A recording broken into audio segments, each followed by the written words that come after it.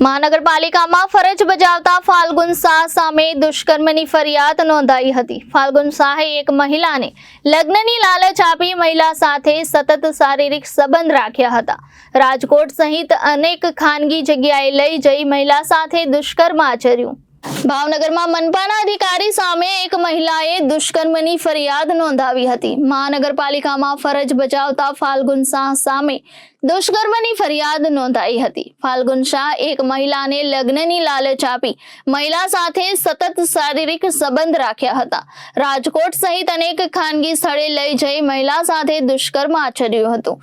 મહાનગરપાલિકા સાથે ફાલ્ગુન શાહ એક બિલ્ડર તરીકે પણ પોતાની ઓળખ ઊભી કરી હતી। ફાલ્ગુન શાહ દ્વારા ભાવનગરમાં પણ અનેક બિલ્ડિંગ બનાવેલ છે, ત્યારે એ પણ એક તપાસનો વિષય બનશે। મહાનગરપાલિકામાં અગાઉ નાયબ કમિશનર તરીકે ચાર્જમાં રહી ચૂકેલા અને હાલમાં વોટર વિભાગમાં ફરજ બજાવતા ફાલ્ગુન શાહ સામે દુષ્કર્મની ફરિયાદ નોંધાઈ હતી। મહિલાએ ગત મોડી રાત્રે નીલમબાગ પોલીસ મથકમાં ફરિયાદ નોંધાવી હતી। નીલમબાગ પોલીસે ફરિયાદ નોંધી આગળની કાર્યવાહી હાથ ધરેલ છે।